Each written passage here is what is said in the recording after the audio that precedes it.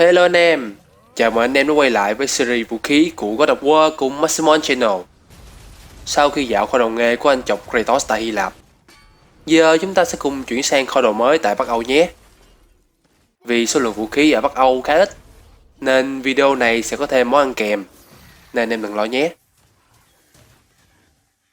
Món đầu tiên phải nói đến dĩ nhiên là cây rìu Leviathan rồi. Đây là cây rìu chiến hai đầu, mang đậm phong cách của các chiến binh Viking.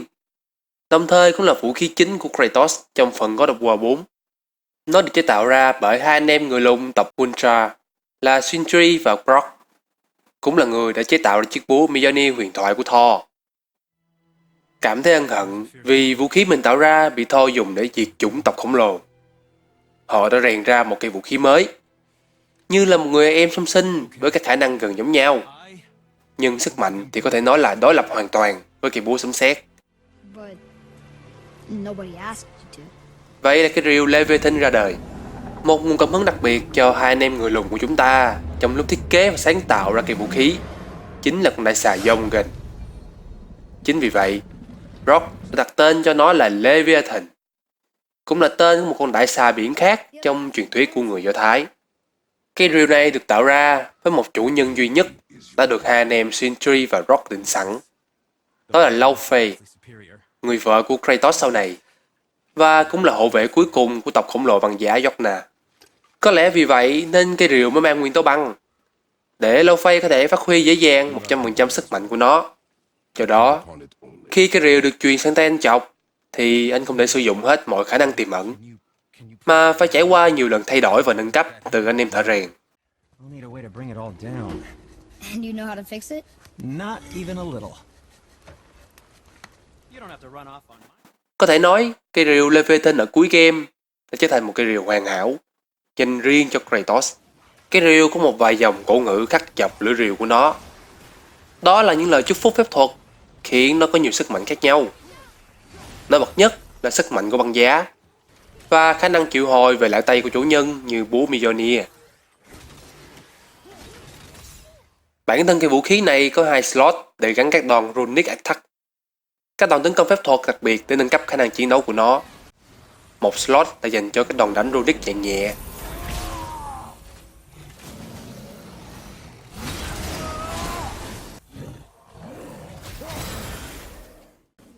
Và slot còn lại dành cho Runic dạng mạnh. Ngoài ra, các cán rìu và đầu bọc trán cũng có thể được thay đổi dựa theo sở thích và cách chiến đấu của người chơi, dựa vào các vật dụng Kratos thu thập được hoặc mua ở hai anh em thợ rèn.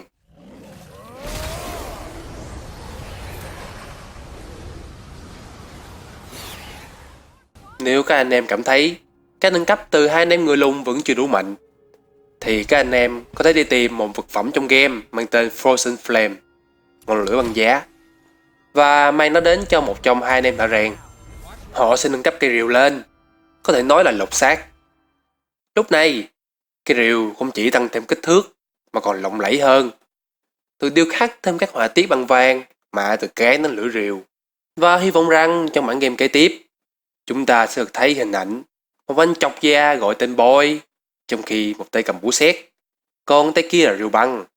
Và món kế tiếp, mình biết rằng khá nhiều anh em rất thích. Thậm chí có người từng comment rằng giá bao nhiêu cũng mua. Chính là cái khiên Guardian Shield. Đây là một tấm khiên có khả năng thu nhỏ lại và nằm gọn bên trong găng tay trái của Kratos. Nó là một món quà kỷ niệm mà Laufey đã tặng cho anh vào cái đêm định mệnh, khi mà cả hai lần đầu gặp và gã tình nhau. Có thể xem nó là món quà đến nước của hai người. Có thể do cô thấy anh chọc đi bụi, nhưng không có gì để bảo vệ bản thân ngoại trừ cái khố rách, mà còn thường xuyên đi đánh nhau với thú dữ để sinh tồn, nên mới tặng cái khiên cho anh. Điều bí ẩn nhất của cái khiên là chất liệu làm ra nó, vì nó mạnh một cách phi thường.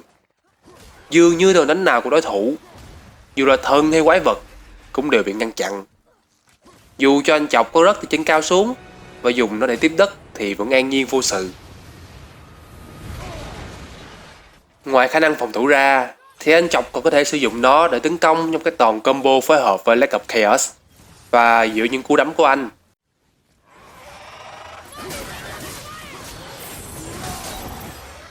Và giờ, chúng ta sẽ đến với ngôi sao sáng của ngày hôm nay. Nhiều bạn đã từng so sánh găng tay của Zeus với găng tay vô cực của Thanos. Nhưng không, đây mới chính là găng tay vô cực thứ thiệt, phiên bản chọc già. Găng tay Shatter Gauntlet of Age. Mình tạm gọi nó là găng tay Infinity luôn cho dễ nghe nhé. Truyền thuyết nói rằng đây là một thánh vật cổ xưa thuộc xứ Helheim. Có một câu nói rằng vì nó quá mạnh để giữ nó trong hình thái nguyên vẹn, nên những mảnh vụn ẩn chứa sức mạnh xưa kia của nó được phát tán khắp nơi trên các vùng đất. Vì thời điểm ra mắt của phần game chọc già khá gần thời điểm ra mắt của anh chọc da tím trong Infinity War, nên đội ngũ phát triển đã thêm cái găng tay này vào game như một easter egg. Và vì là vũ khí ẩn, nên anh em cần phải hoàn tất nhiệm vụ chuyện nhà người ta, Family Business, được giao bởi Sentry. Ở phần cuối nhiệm vụ, Kratos sẽ bị tấn công bởi một người du hành trên một con thuyền đầy xác chết. Sau khi đánh bại hắn, chọc già sẽ nhặt được cái găng tay từ cái vật phẩm bơi ra từ hắn. Sau khi nâng cấp lên, găng tay vô cực phiên bản God of War này có khả năng gắn 3 viên ngọc nâng cấp. Mặc dù rằng anh chọc cũng có thể tìm được đủ 6 viên đá để nâng cấp găng tay, nhưng chúng ta chỉ có thể gắn 3 viên thôi, chứ không phải 6 viên như găng tay vô cực xịn nhé. Sự khác biệt rõ rệt nhất ở đây giữa hai phiên bản của găng tay Infinity tất nhiên là Kratos không thể búng ngón tay để giết hết 1/2 dân số vũ trụ. Ngoài ra, khi chưa gắn đủ 3 viên đá thì sức mạnh của cái găng này khá yếu, khiến nhiều người khi vừa tìm ra nó đã bỏ xó luôn không muốn xài. Nhưng một khi đã hiểu và đạt được mọi yêu cầu của găng tay Infinity, nó có thể bắn ra các tia sáng màu tím và gây sát thương đáng kể cho những nạn nhân xấu số.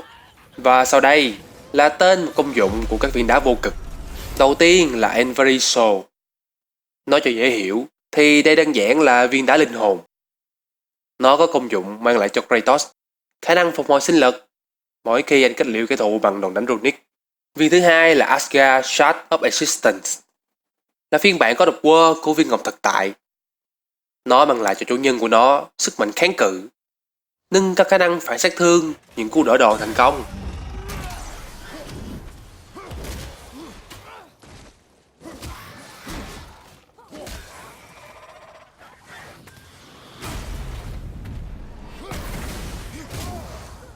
Kế tiếp là Eye of the Outer Realm. Từ cái tên của nó thì có thể dễ dàng hiểu nó là viên ngọc không gian. Bản thân mình hơi thất vọng về món này, khi nó không thực sự có công dụng đặc biệt gì ngoài nâng cao các chỉ số. Viên thứ tư là Ivory Corrupted Mind, viên đá trí tuệ phiên bản thần thoại Bắc Âu. Nó mang theo mình sức mạnh làm suy yếu bất kỳ cái địch nào trong phạm vi bán kính 15m, và viên mà mình đánh giá là mạnh nhất, cũng như phù hợp với tính cách cục xúc của chọc dài nhất, chính là viên Muspelheim Eye of Power, với một cái tên khá kêu và được xem là viên đá sức mạnh. Cổ vật này gia tăng cho Kratos về mặt chỉ số nhiều nhất và toàn diện nhất. Ngoài sự hiển nhiên là nâng cao sức mạnh, nó còn tăng cao phòng thủ và máu, và đặc biệt là nó giúp cho anh chọc già của chúng ta gấp đôi canxi, tăng sức chống cự là thiệt hại từ thiêu đốt tới 20%.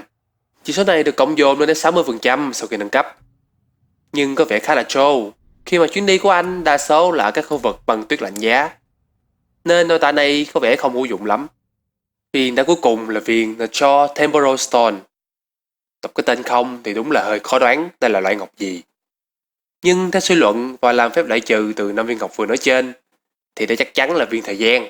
Tuy không bá đạo như Doctor Strange, nhưng nó cũng khá là hữu ích, với năng lực làm chậm cái địch khi chúng bị ăn đòn, tạo thêm nhiều cơ hội cho các anh em nào thích luyện combo hay đơn giản là thích bạo dâm lũ quái.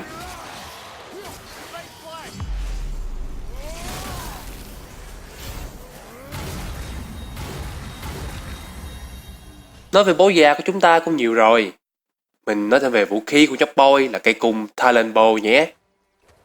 Đây là một cây cung dài được làm từ gỗ cây thủy tùng, là món quà mà Atreus nhận được từ mẹ của mình.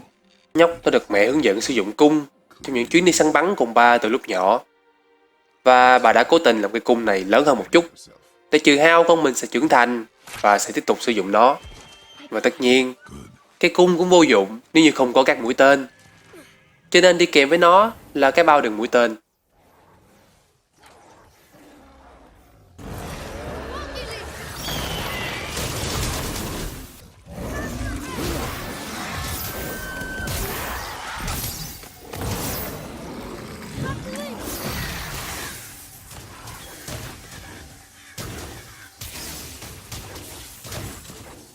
Khi lần đầu gặp và làm quen với Freya, bà ta đã phù phép cho cây cung của Atreus trở thành một cây cung có khả năng phát triển khi chịu tác động từ phép thuật.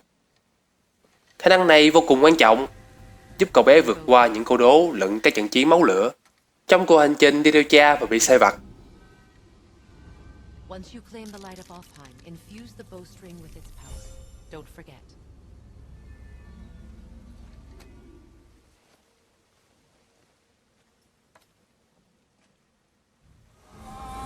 Nhấp đã có lần bị bỏ mặc một mình chống chọi cả đàn quân đắc F trong lúc Kratos đang chìm trong ảo giác của ánh sáng Alfheim. Sau khi thức giấc, trong tay Kratos có được một món bảo vật sử dụng để phù phép lên cây cung của thằng nhóc, giúp cho nó có khả năng phép thuật là bắn ra những mũi tên ánh sáng, vô cùng hữu ích trong những lúc cần kích hoạt các viên pha lê ánh sáng của F để mở ra các cây cầu ánh sáng.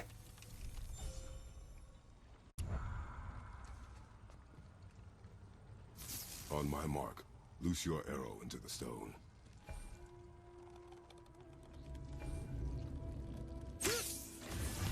It worked. We can now make our way back. Come. Sau này, khi con rồng Wrestly bị hạ gục, Sindri đã giúp cho Atreus có được sức mạnh sấm sét từ con rồng đó, bằng cách bảo Kratos tìm nhổ răng của con rồng và đem về cho hắn để phù phép.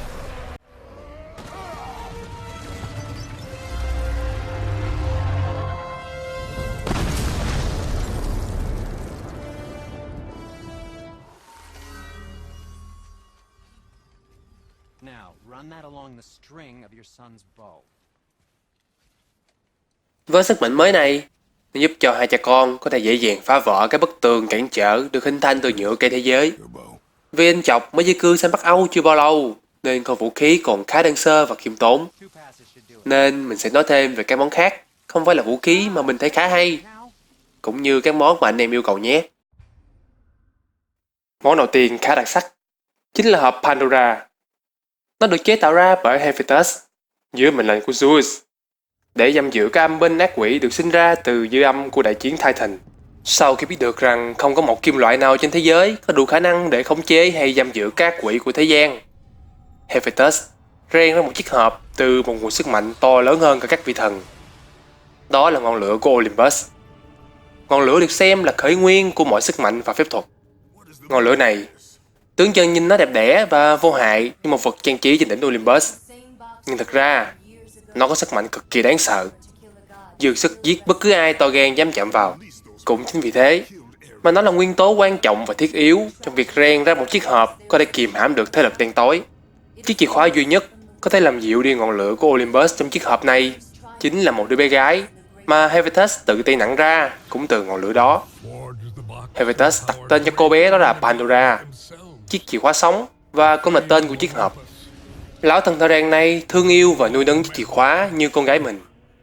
Sau khi biết tin rằng Zeus sẽ cướp đi Pandora, ông liều mạng lừa Zeus để cứu và giữ lấy cô bé.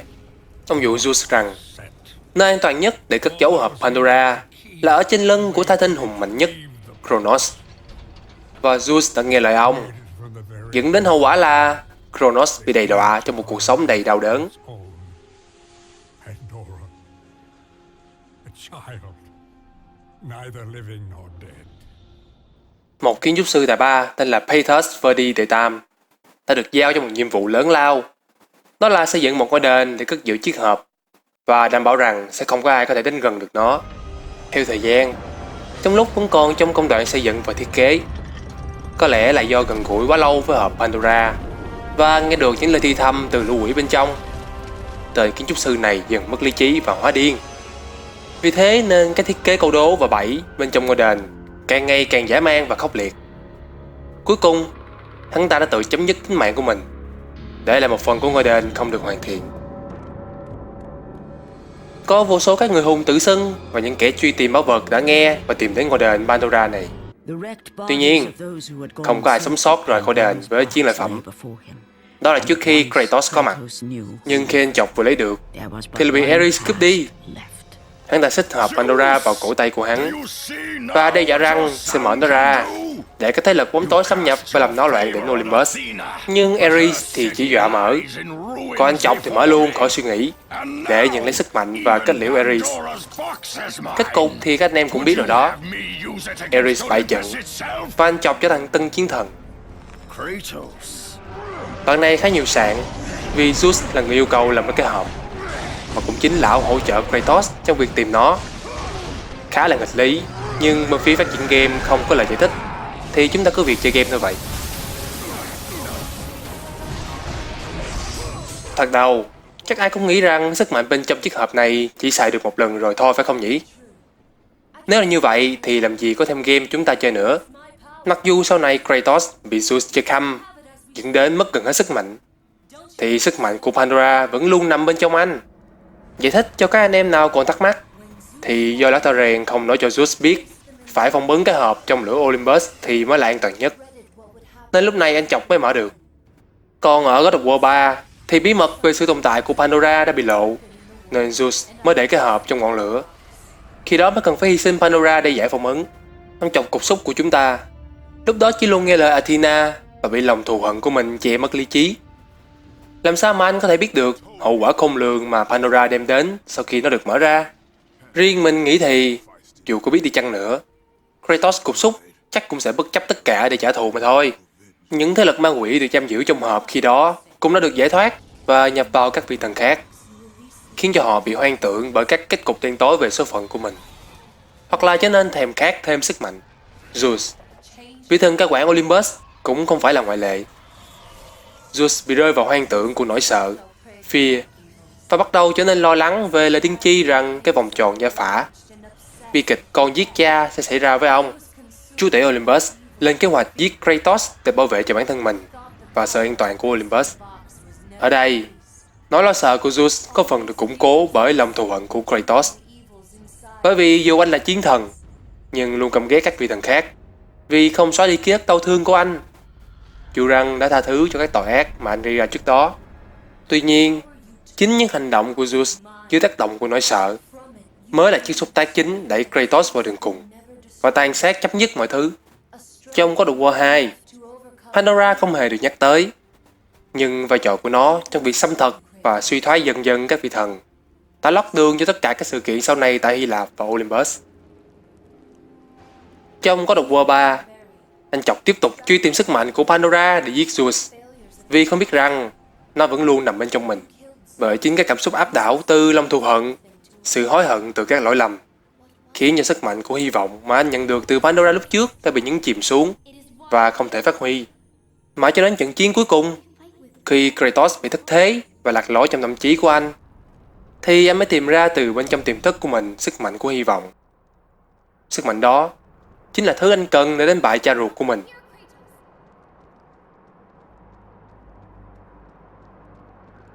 Tuy nhiên, Athena thì lại có một kế hoạch khác với sức mạnh đó. Cô muốn sử dụng nó để xây dựng lại cái thế giới đang mục nát này. Do đó cô mới bày ra cả chuỗi kế hoạch tinh vi, chỉ để anh chọc thay cô thảm sát tất cả, dọn đường cho cô trở thành tân sáng thế thần.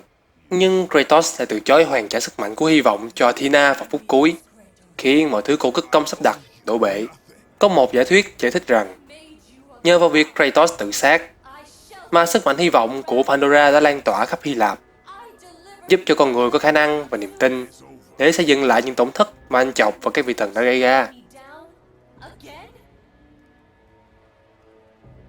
My vengeance ends now.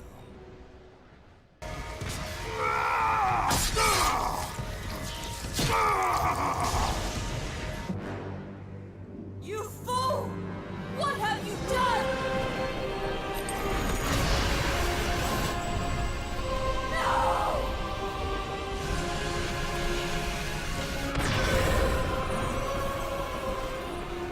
Giờ thì cùng xem trong hộp chứa gì nhé. Trước tiên là về các con quỷ trong hộp. Mỗi con quỷ đôi khi có nhiều cái tên nhé. Con đầu tiên là Fear, nỗi sợ hãi, hay còn có các tên khác là sự ám ảnh và phản bội. Nam là người Zeus, khiến cho nạn nhân của nó cư xử một cách không sáng suốt, vì tâm trí của họ đã bị các nỗi sợ chi phối. Chính vì thế, Zeus mới cương quyết làm mọi cách để tiêu diệt Kratos. Song song đó, Ông cũng đã phản bội rất nhiều các vị thần trong gia đình mình, lợi dụng họ như các con tốt thí mạng trong cái bàn cờ giữa ông và Kratos.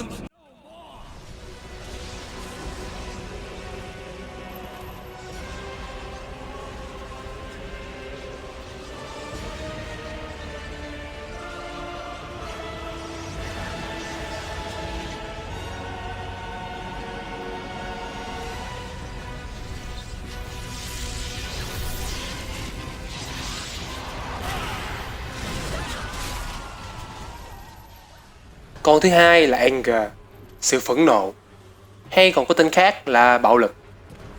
Vật chủ của nó là Poseidon.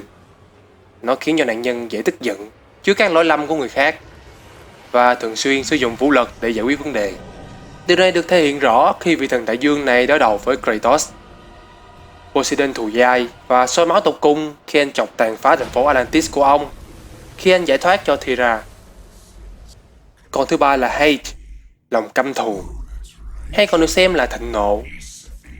Sau khi hai ông em trong Tam Vương bị ám, thì vật chủ con quỷ này dĩ nhiên là ông anh cả Hades. Lòng hận thù của chúa tể cõi âm có lẽ bắt nguồn từ khi anh chọc giết vợ của ông là Persephone.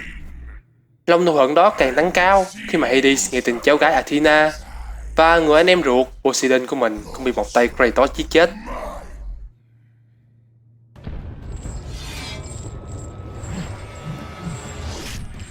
Con quỷ kế tiếp là Mischief, lẩu cá. Nghe là biết nám vô Hermes rồi nhỉ. Gã thần này lúc nào cũng tự hào với tốc độ của mình và thường xuyên chế giễu Kratos về việc quá chậm chạp và cục xúc như tính khí bạo lực của anh. Cho nên lúc giết hắn thì anh chọc cũng ưu ái hành hạ nhiều một tí. Con quỷ kế tiếp là Pride, sự kiêu căng, và vật chủ của nó là thân mặt trời Helios. Cả này lúc nào cũng tỏ ra tự cao tự đại, nhưng khi bị đánh bật ra khỏi cổ xe mặt trời và bại trận dưới tay Kratos, hắn lại không biết nhục mà mở miệng xin tha mạng. Hắn còn tính lừa Kratos để cho anh chọc bước vào ngọn lửa Olympus. Ngoài ra còn vu khống cho lão thần rèn Hephaestus là một tên quái dị để bị trục xuất khỏi Olympus. Con quỷ thứ 6 là Gluttony, phàm ăn, đôi khi còn gọi là lười biếng. Nó ám vào mụ bợm Hera, khi mụ này thường xuyên nhậu nhẹt và vô cùng lười nhác. Mụ chẳng muốn đụng tay làm bất cứ gì ngoài cái sở thích quái dị là tổ chức ra các cuộc chiến sống còn giữa những đứa con rơi của Zeus. Well, we can't have you do that, my dear. Destroy him. Con thứ 7 là Envy, đố kỵ. Nghe là nghĩ ngay tới Hercules, một vị thần mạnh mẽ nhưng cũng tràn đầy sự đố kỵ đối với Kratos. Bởi vì cũng như người em của mình, vị thần sức mạnh này cũng trải qua những cuộc chiến gian khổ từ lúc là bán thần.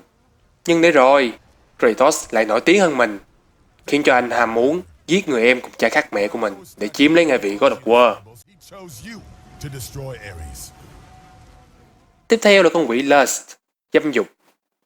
Khỏi nói luôn cũng biết là ám for Aphrodite, mà bà này cũng nhâm sẵn rồi. Dưới tác động của con quỷ, cộng thêm việc thiếu hơi chai lâu ngày do Ares đã chết, ả biến những tỳ nữ của mình thành những nô lệ tình dục, và ả giúp đỡ Kratos chỉ vì muốn thỏa mãn nhu cầu của mình với một vị thần chiến tranh. Dù dâm như vậy, nhưng ả cũng có lòng tự trọng, nhất quyết không chịu chồng mình là Hephaestus vì lão xấu, nên ả thà lại chơi với tỳ nữ còn hơn là chơi với chồng. Kế tiếp là con quỷ Misery, thống khổ, đôi khi còn gọi là lừa lọc. Còn trước nám vợ rồi thì con này nám chồng là lão Hephaestus, ngập trong nỗi buồn và trầm cảm sau khi bị Zeus cướp bức Pandora, rồi còn bị đẩy xuống The Fall như một hình phạt cho tội che giấu. Khi lão gặp được Kratos thì đã lừa anh để bảo vệ Pandora khỏi tay của anh bằng cách nhờ anh đi tìm viên đá Omphalos. Rồi khi anh chọc sống sót quay về, lão thần rèn dù giữ lời hứa chế ra cây Nemesis Whip, nhưng lại tận dụng sức mạnh điện từ của nó để giết anh chọc.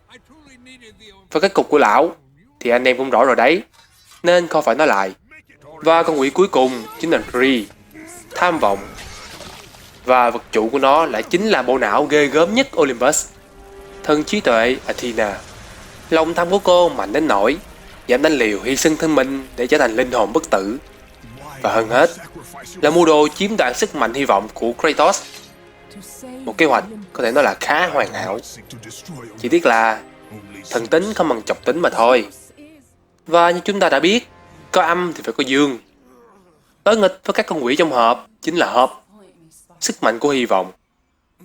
Nó được chính Athena lúc còn thánh thiện đặt vào trong hộp, khi Zeus phỏng vấn các con quỷ như một phương án bảo hiểm đề phòng ngay chiếc hộp bị mở ra. Nó là tiếp sức cho anh chọc đánh bại Ares, Zeus dạy linh hồn và vô số các vị thần khác. Đồng thời, sự ảnh hưởng của sức mạnh này và Pandora đã khiến cho Kratos nhận ra những sai lầm mà các vị thần khác đã mắc phải, và đặc biệt là những tội lỗi mà anh đã gây ra, dẫn đến kết cục là sự lựa chọn từ bỏ tất cả tại cuối God of War 3. Tiếp theo thì ở video đầu, mình đã từng nói về Rage of the God mà anh chọc có được từ thanh Let of Chaos. Thì giờ chúng ta sẽ nói về Rage of the Titan. Sức mạnh này Kratos được Prometheus ban tặng cho, và nó cũng khá tương tự như Rage of the God. Khi kích hoạt năng lực này, Kratos được tăng sát thương gây ra, giảm đi sát thương nhận vào, và đưa anh chọc vào trạng thái bá thể, có nghĩa là kháng hết các hiệu ứng từ đòn đánh của kẻ địch, giúp cho anh có thể tung combo mà không bị gián đoạn. Tuy nhiên, khác với dạng thịnh nộ của thần, thịnh nộ của Titan thì cho phép người chơi kích hoạt năng lực này bất cứ lúc nào, miễn là thánh nộ không hoàn toàn cạn kiệt. Ngoài ra, trong lúc Kratos đấu với con Kraken, Gaia đã truyền cho anh sức mạnh hận thù từ ngọn lửa đang thiêu đốt quê hương Sparta của anh. Gia tăng sức mạnh của kỹ năng này một cách đáng kể. Lực công kích tăng gấp 3 lần và giảm sát thương nhận vào xuống còn 1/4. Cơn thịnh nộ kế tiếp chính là Rage of Sparta. Đây là một kỹ năng mới anh chọc có được sau khi thu hồi lại thanh Let of Olympus ở dưới địa ngục. Và khi kích hoạt, nó có khả năng hất tung một kẻ thù đang bám lấy anh, giải thoát anh khỏi tất cả các trạng thái như choáng và khống chế, đồng thời còn làm choáng ngược lại các kẻ thù lân cận, cũng như Rage of the Titan. Kỹ năng này cho phép người dùng bật tắt thoải mái để thanh nộ khí không hoàn toàn cạn kiệt. Và trong trạng thái Rage of Sparta, anh chọc chỉ xài độc nhất thanh Let of Olympus và cũng không thể dùng phép thuật. Hình xăm của anh còn trở nên đỏ rực, và mỗi khi anh di chuyển mà đụng trúng kẻ thù thì chúng bị hất sang một bên. Khi sang đến Bắc Âu, cơn thịnh nộ Spartan không còn cần chiếc xúc tác là Let of Olympus nữa. Nó thành một dạng cuồng nộ mới, với công dụng thì vẫn giống như những tiền bối của nó, như gia tăng sát thương, tốc độ di chuyển và đòn đánh nhanh hơn, giảm sát thương nhận vào. Ngoài ra, Spartan Rage còn có các đặc tính riêng như Kratos sẽ bỏ vũ khí và chỉ sử dụng nắm đấm. Đặc biệt là khi Atreus gặp nạn, Kratos có thể lập tức sử dụng sức mạnh này để lao vào bảo vệ nhấp boy. Nếu đem ra so sánh, thì có lẽ Spartan Rage sẽ được coi là lép vế hơn những Rage trước đó. Bởi vì khi ở dạng Rage of Sparta, Kratos có thể vung thanh Let of Olympus đầy bá khí. Rage of God thì biến anh thành một chiến binh điên cuồng vô cảm xúc. Thế nhưng, Spartan Rage lại là dạng cuồng nộ duy nhất có thể được nâng cấp nếu như Kratos tìm được Horn of Blood Meat.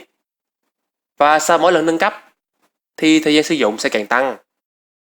Và một cuối của video hôm nay sẽ là bổ sung các vũ khí được yêu cầu nhiều từ các anh em nhé. Đầu tiên, chúng ta sẽ nói về cây cung của Apollo. Kratos có được nó sau khi thiêu sống Pirithous, một tên phàm nhân bị giam giữ dưới địa ngục vì hắn là người tình của Persephone. Làm cách nào mà tên Pirithous này có được cây cung thì chưa rõ. Còn anh chọc thì thường sử dụng nó để đốt các lối đi bị bịt kín bởi các rễ cây, hay bắn các con harpy là chính. Và số phận của cây cung cũng không được may mắn lắm, khi mà đất dị nết, nơi còn bị Zeus phá hủy trong trận chiến cuối cùng.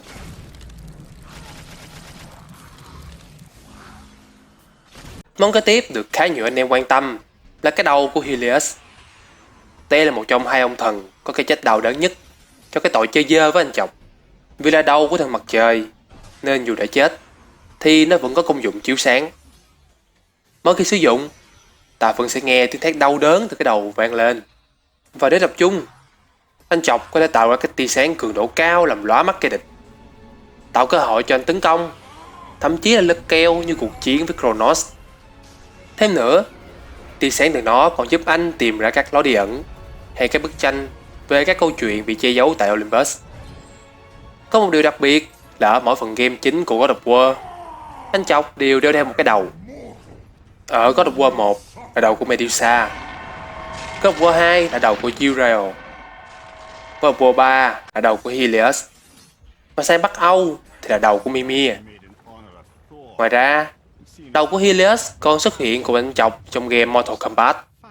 Và giờ đến món cuối cùng, chính là đôi giày của Hermes. Là một đôi giày với đôi cánh đỏ rực thuộc quyền sở hữu của vị thần truyền tinh. Và sau này, vị Kratos cưỡng đoạt một cách khá bạo lực vì tội chơi dơ. Đôi giày giúp cho chủ nhân di chuyển với tốc độ cực nhanh, đến mức có thể chạy trên tường, tạo ra những vệt lửa gây sát thương. Và khi anh chọc tông vào ai thì kẻ đó coi như xấu số.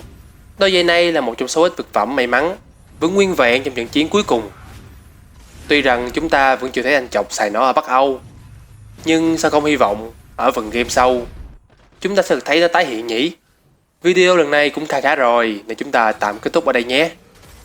Nếu các anh em muốn biết thêm về chủ đề nào của God of War thì cứ comment bên dưới cho Maximo nhé. Tụi mình có check hết đấy. Đừng quên like và subscribe nếu thấy video này thú vị nhé. Hẹn gặp lại anh em ở video sau.